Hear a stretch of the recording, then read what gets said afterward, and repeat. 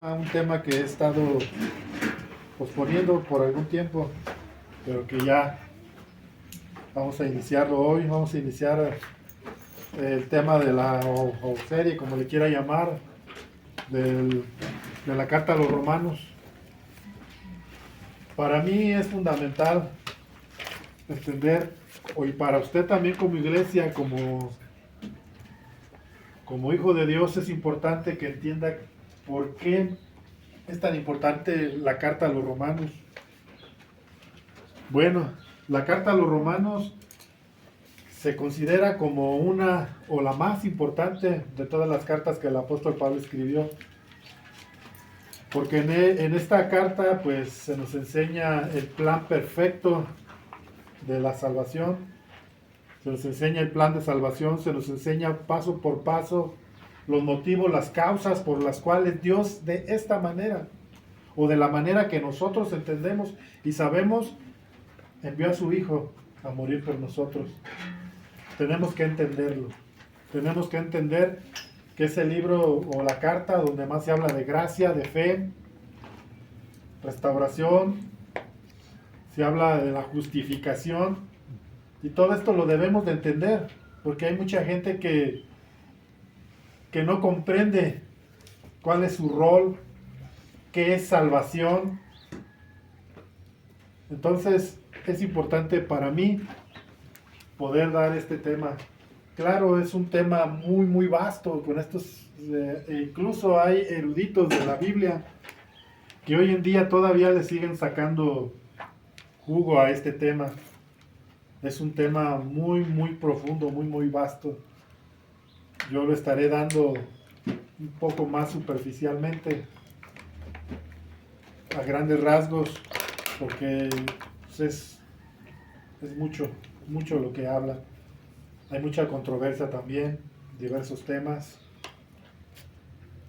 Pero lo importante es que debemos de entender cuál es el plan perfecto de Dios.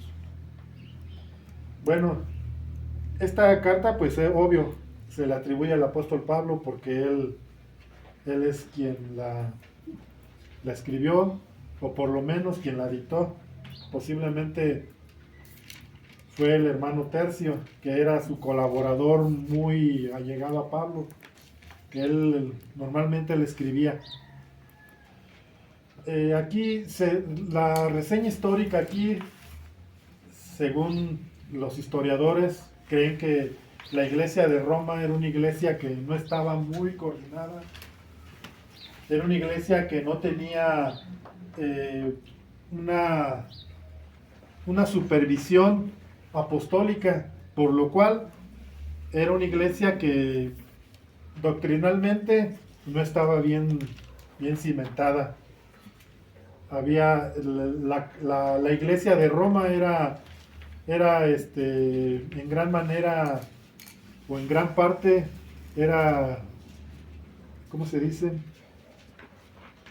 Era de puros gentiles. Era formada por la mayoría gentiles. Había algunos judíos en esa iglesia. Por lo tanto, había una controversia en cuanto a si se debía seguir llevando algunos aspectos de la ley o no, y pues había un desorden en ese sentido. Así que el apóstol Pablo escribe la carta a los romanos para establecer doctrinalmente a esa iglesia. Y no solamente a esa iglesia, también a nosotros. Y vamos a comenzar. Vamos a buscar ahí Romanos, en el capítulo 1.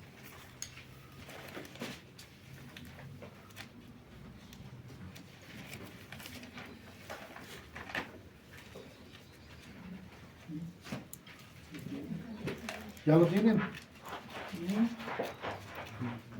Bueno, esto requiere pues mucho estudio de mi parte, que me voy a esforzar.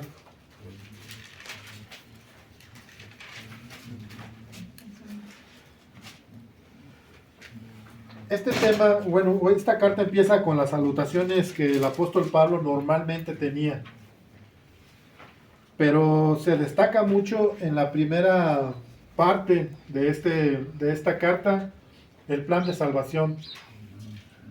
Y nosotros leíamos hace un tiempo acerca de lo que dice aquí en el 14,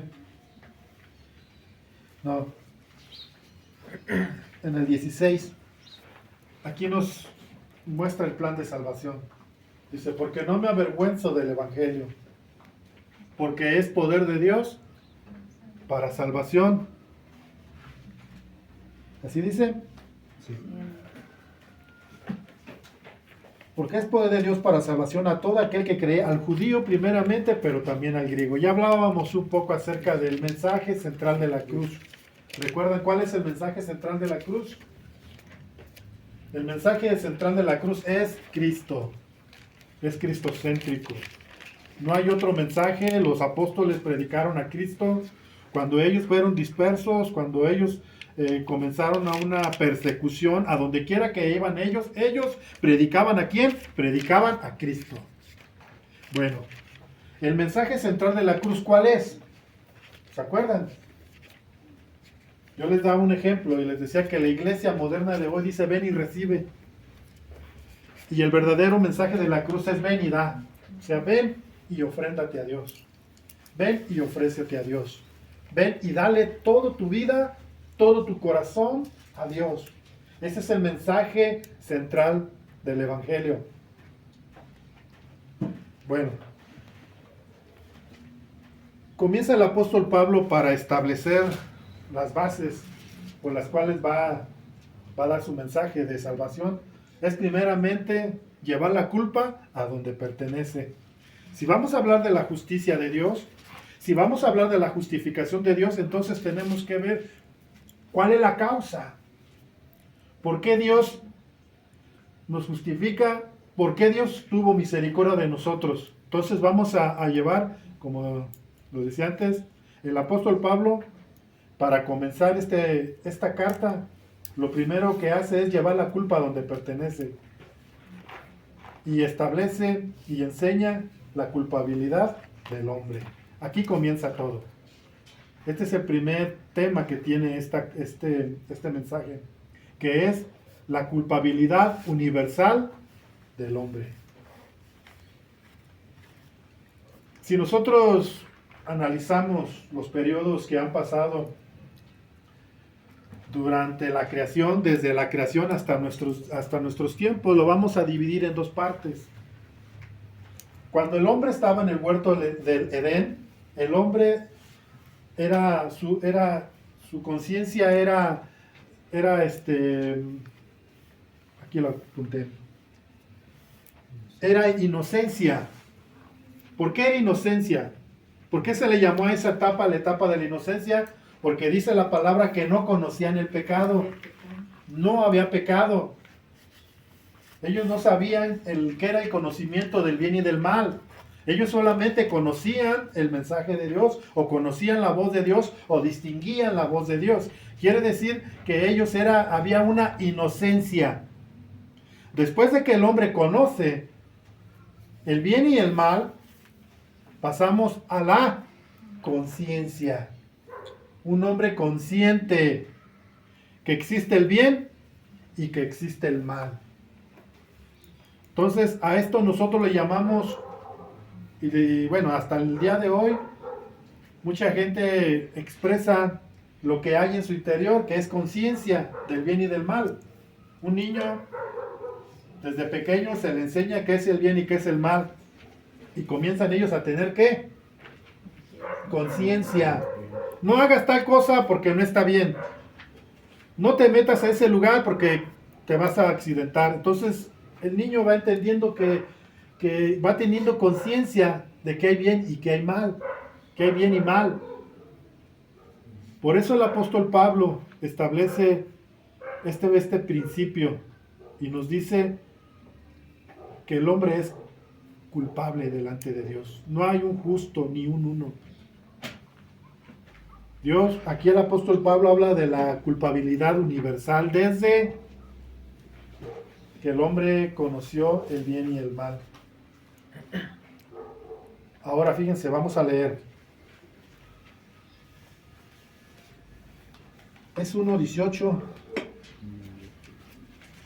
Vamos a a ponernos atentos, hermanos, porque vamos a leer algo.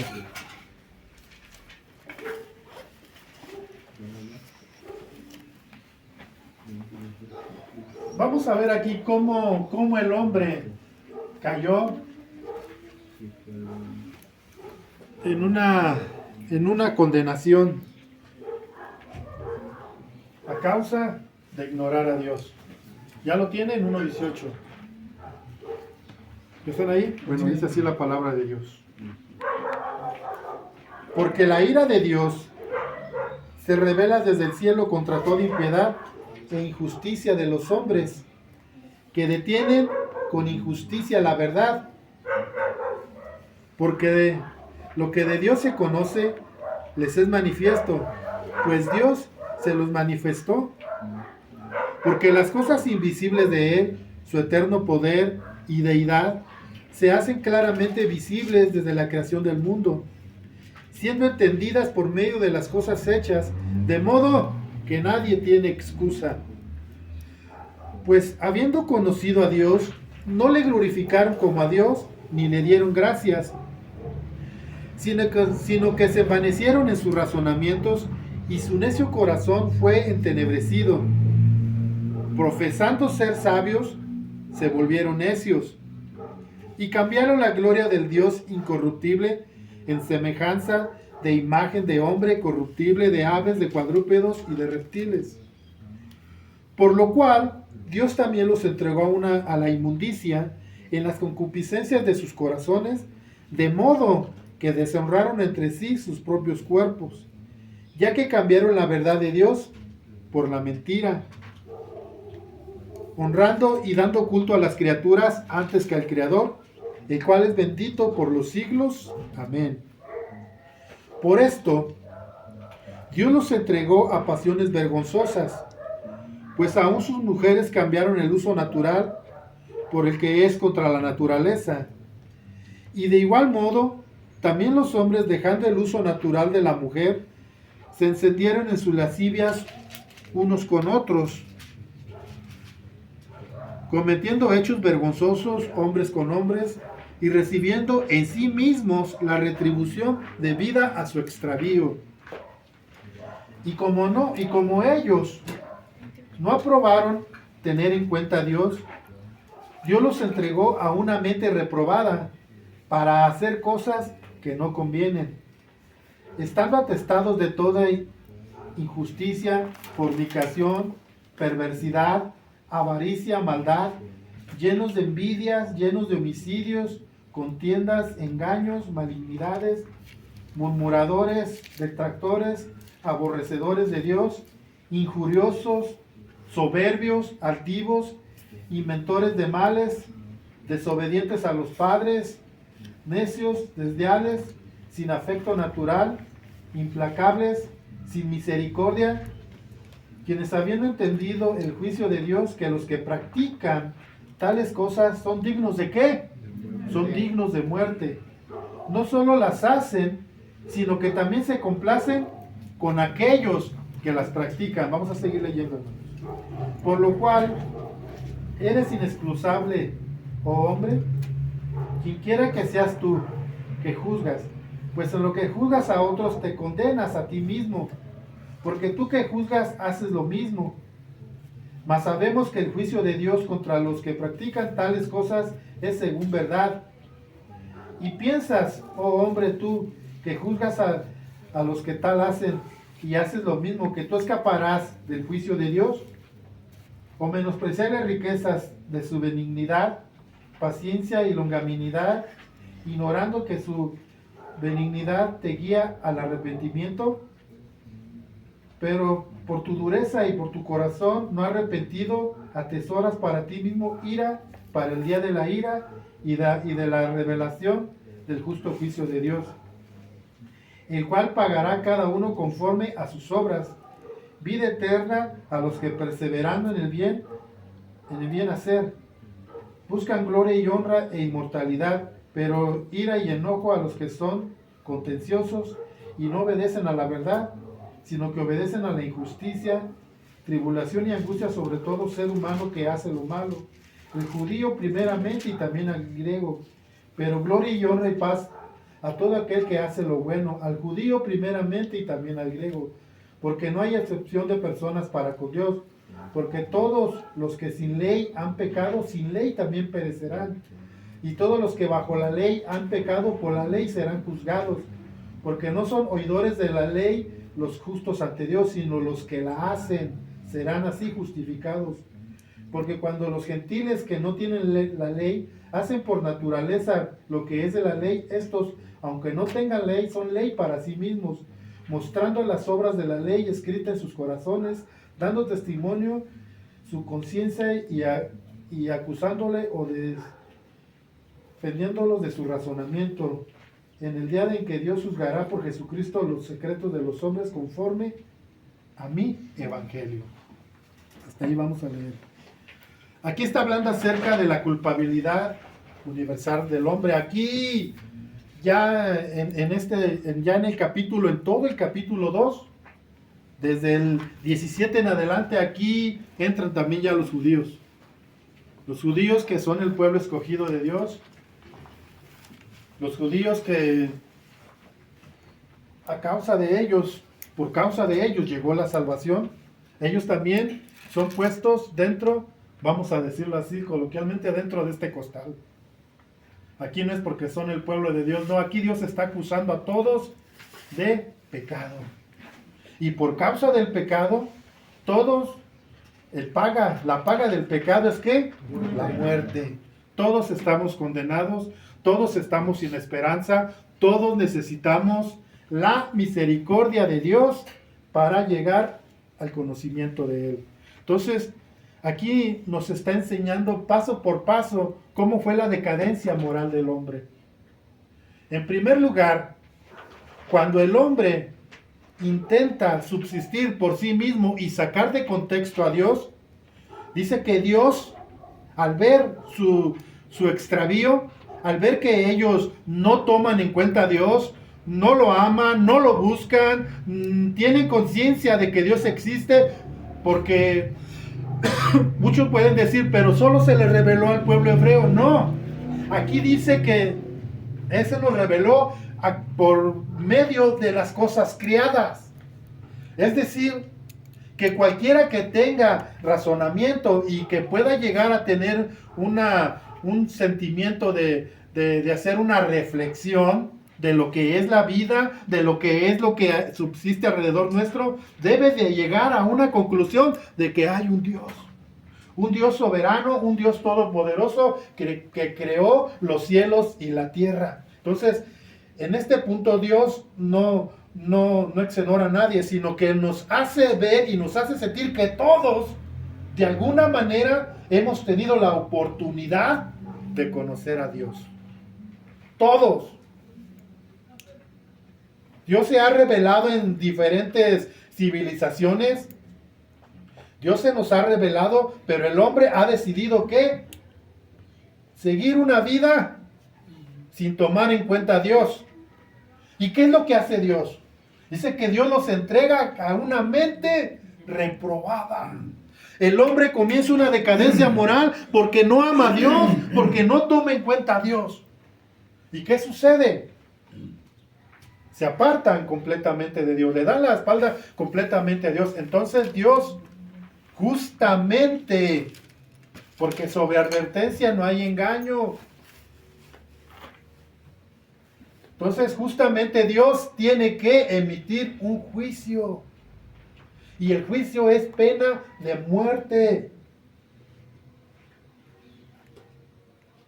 Cuando nosotros llegamos al conocimiento de Cristo, tenemos que hacer conciencia de lo que es vivir el antes y el ahora en Cristo. Antes vivíamos sin esperanza. Antes vivíamos alejados de la ciudadanía de Dios. Antes vivíamos lejos y muertos en nuestros delitos y pecados, pero ahora que hemos venido al conocimiento de Dios, entonces entendemos qué importante es vivir una vida en Cristo y qué triste es vivir una vida alejados de Dios. Solamente cuando venimos al conocimiento de Dios entendemos que vivir sin Cristo, vivir sin esperanza, es vivir, es estar muertos. Ahora, dice que los hombres, teniendo conciencia de que Dios es real, de que Dios existe, dice que ellos le dieron la honra y la gloria a las cosas creadas. ¿Antes que a quién?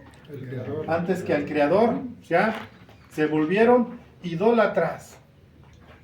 Comenzaron a fabricar ciertas imágenes que ellos tenían en su cabeza de quién era su Dios y comenzaron a hacer imágenes. Estaba viendo un reportaje, porque me gusta ver mucho esos reportajes de History y de otros canales que hablan acerca de civilizaciones antiguas, civilizaciones pasadas. Y según hay registros de civilizaciones de más de 12,000 años, de más de 40,000 años, se encontró una civilización en el sur de Turquía.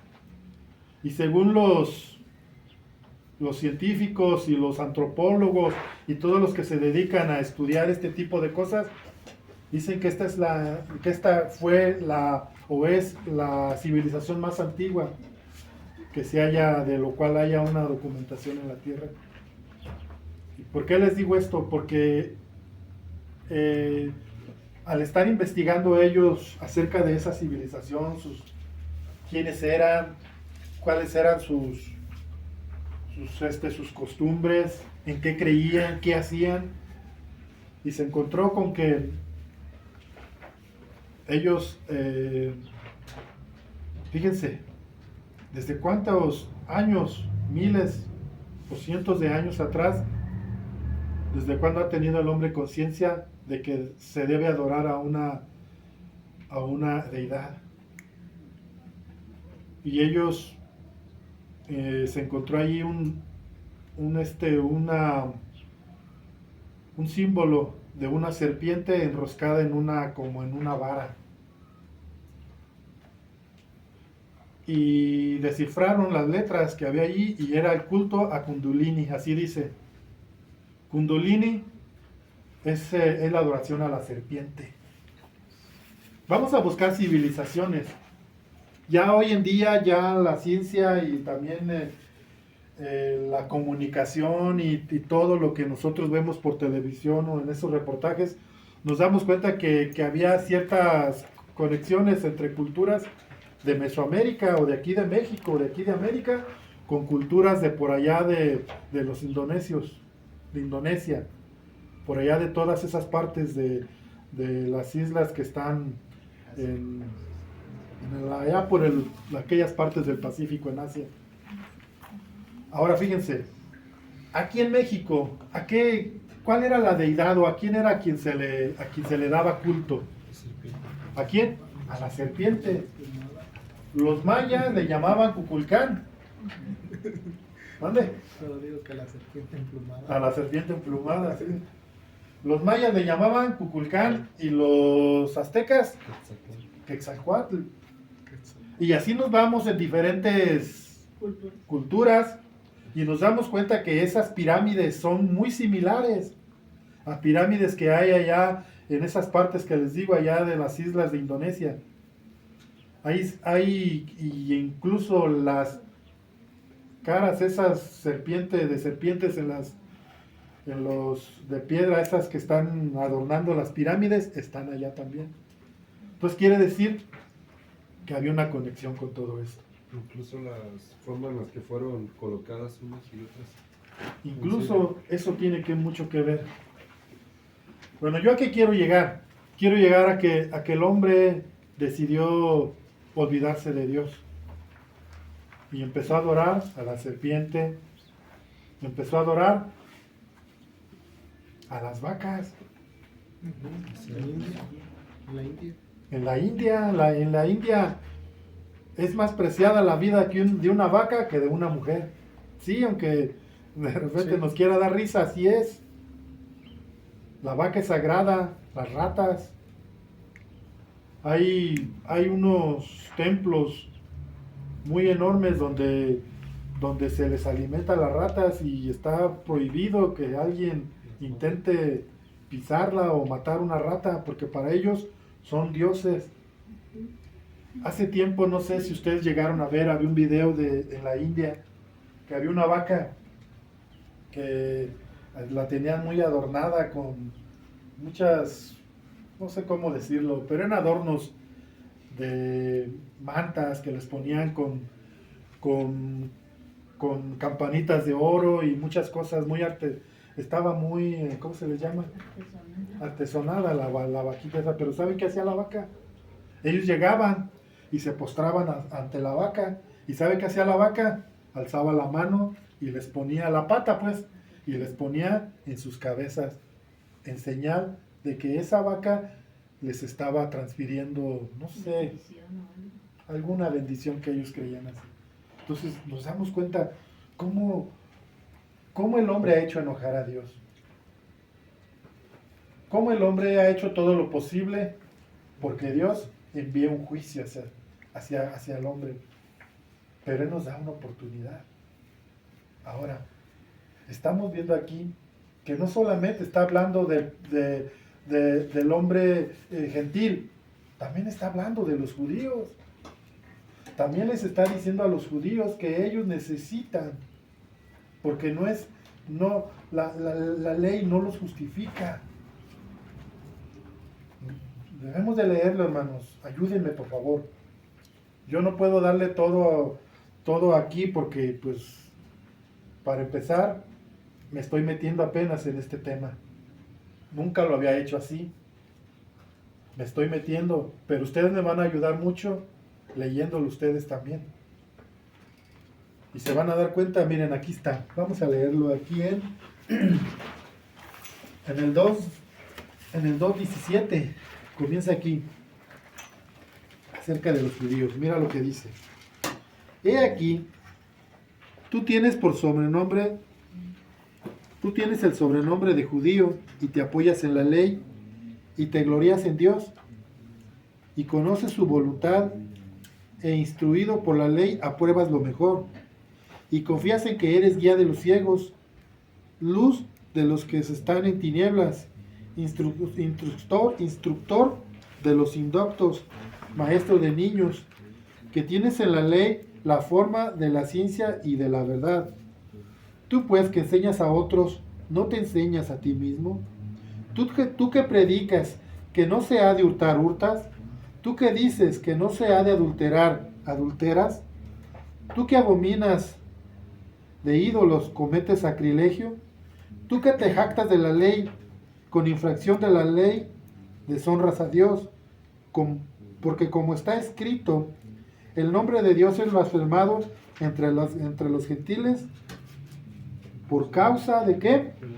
De vosotros. Ya está hablando aquí a los judíos.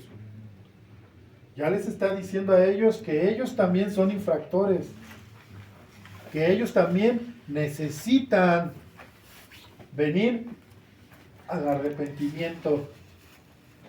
Dice que Dios ya no hace acepción de personas. Jesucristo vino a morir por todos. Ahora,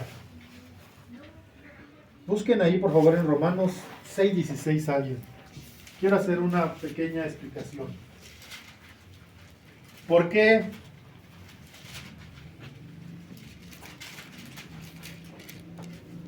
Jesucristo tuvo que vivir una vida en santidad? ¿Ya lo tienen? ¿Alguien le da lectura, por favor? 6:16. Escuchen. ¿No se dan cuenta de que uno se convierte en esclavo de todo lo que decide obedecer? Uno puede ser esclavo del pecado, lo cual lleva a la muerte, o puede decidir obedecer a Dios, lo cual lleva a una vida recta.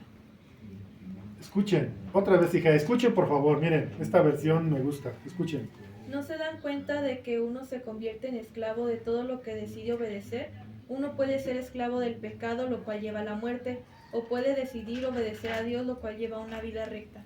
¿Qué es un esclavo? Para entender esto tenemos que definir qué es un esclavo.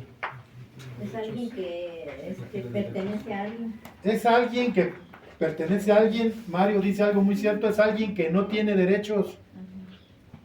¿Qué más era un esclavo? Alguien que era sometido a un servicio sin una paga. Es decir, no tenía voluntad propia. Tenía que hacer lo que le dictaba aquel quien lo había comprado. Ahora, habla acerca del hombre como un esclavo del pecado.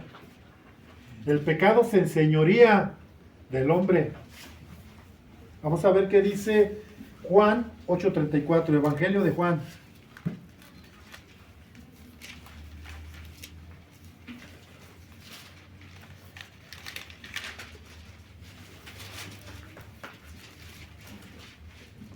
Jesús le respondió, 8:34 dice, Jesús le respondió, de cierto os digo que todo aquel que hace pecado, esclavo del pecado es.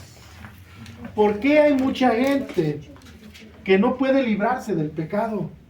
¿Saben por qué? Porque está sometido a él, es esclavo del pecado, y todos nosotros fuimos esclavos del pecado.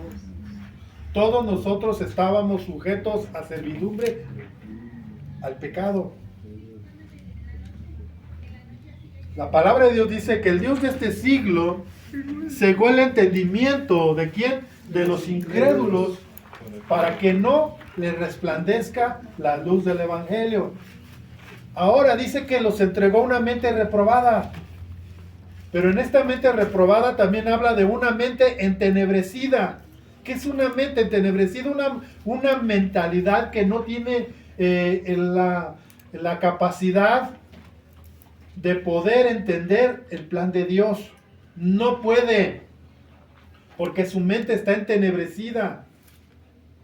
Su mente está velada, no tiene entendimiento. Y la palabra de Dios dice que el Dios de este siglo, ¿qué es lo que ciega? El entendimiento. ¿Para qué? Para que no le resplandezca. Para que no entiendan el plan de salvación. ¿Cuál es el plan de Dios para sus vidas? Bueno, entonces, hablando de esto, todo esto tiene que ver con el hecho de que el hombre decidió alejarse de Dios. Y Dios los entregó a una mente reprobada para empezar. Viendo cómo se hacen tantas aberraciones. Y hoy en día sigue esto. Dice que no solamente se complacen con lo que los hacen, sino que también, ¿qué? Lo practican. Miren, yo estaba el otro día haciendo una reflexión. Y a la mayoría de la gente les gusta la comedia. Les gusta escuchar. Y yo estaba viendo que en internet hay muchos payasos. Hay muchos payasos que utilizan unos humor blanco, pero otros utilizan el humor negro. O sea, hablan de cosas bien horribles. ¿Y saben qué sucede con el hombre? El hombre le gusta escuchar eso. ¿Por qué? Porque se complace, porque eso es lo que trae en su mente. Y nosotros como cristianos, cuando oímos eso, si usted le da risa, si usted participa en eso, hay un problema. Hay un problema ahí que tiene que resolverse. Y a veces nos da risa de las cosas que dicen. Y estamos participando. Y la palabra dice que Dios nos entregó una mente reprobada.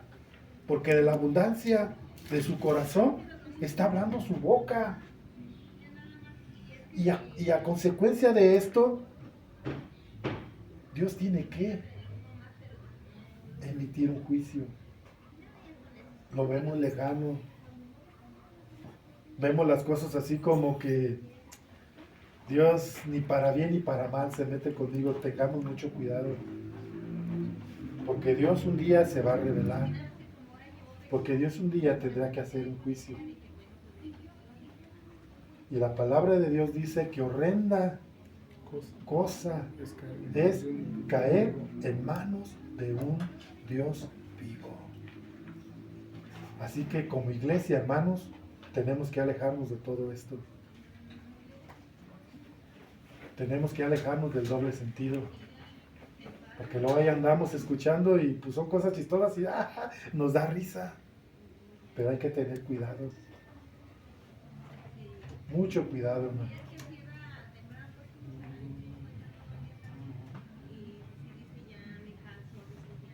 El hombre es culpable.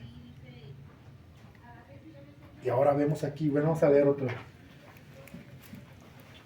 3:23 de Romanos. Hasta aquí acaba, hermanos. Hasta aquí acaba la culpabilidad del hombre, hasta el 3:23. ¿Y con qué concluye el apóstol Pablo?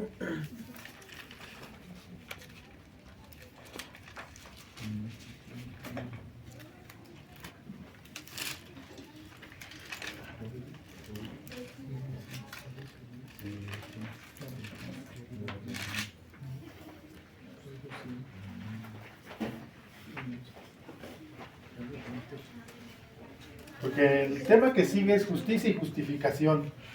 Vamos a entender por qué Dios nos justifica y cómo nos justifica. Pero estamos viendo ahorita el tema de la culpabilidad del hombre. Usted léanlo en su casa, por favor, léanlo. Es del 1:18 hasta el 3:23. Hasta ahí está hablando de la culpabilidad del hombre. Lea todo el 3. Todo esto nos va a abrir mucho nuestro entendimiento. Pero lo básico está en el capítulo 1. Aquí es donde están las causas y motivos por los cuales Dios tendrá que emitir un juicio o una condenación. Ahora vamos a ver aquí en el 3:23 que dice: Por cuanto todos pecaron y están destituidos de la gloria de Dios, siendo justificados gratuitamente por su gracia mediante la redención que es en Cristo Jesús. Ahí está. Dice, por cuantos todos. ¿Quiénes son? Todos. Todos. Sean judíos, no sean judíos. Sean gentiles, no sean gentiles. Por cuanto todos pecaron, ¿están qué? Destituidos. ¿Qué es ser destituidos? Excluidos. Zorrados. Excluidos, borrados. ¿Qué más es? ¿Cómo? Destituido. Perder derechos. Pierde su lugar, pierde su derecho. Estamos destituidos de la gloria de Dios. Por cuanto todos pecaron. No hay un justo, ni aún uno. Entonces, vamos a tomar muy en cuenta esto. Este libro de Romanos, hermano, es algo tremendo. He estado buscándole cosas alternas que nos pueden dar un panorama más amplio de la importancia que tiene el libro, la carta a los romanos. ¿Sabían ustedes que la carta a los romanos no fue escrito en el hebreo, en el griego común que había en esos tiempos? Fue escrito en un tipo de griego que era como para litigar. Era como un tipo de griego que se utilizaba en las cortes. O sea que este libro, que esta carta, tiene ese tipo de connotación. Como algo, ¿cómo se podría decir? Como un debate. No es un debate, es Una como... defensa. ¿eh? Como una defensa. Sí, como una defensa, pero Un más... juicio, más un juicio, más... Sí, como si fuesen a un juicio, pero este tiene un nombre, se le llama de alguna manera, no lo recuerdo ahorita, pero les voy a traer el dato, porque he estado indagando. No fue escrito en el griego normal, en el griego que se hablaba, ahí dicen vulgarmente, que se hablaba entre el pueblo, no, era un griego un poco más avanzado, era un griego más científico, era un griego más elocuente. Entonces, esta era la importancia de la carta de los romanos. Como un litigio, como litigar. Como si el apóstol Pablo estuviera enseñando una ley. Algo muy técnico. Algo muy técnico, algo muy profundo para que se entendieran desde el punto de vista de esos términos legales.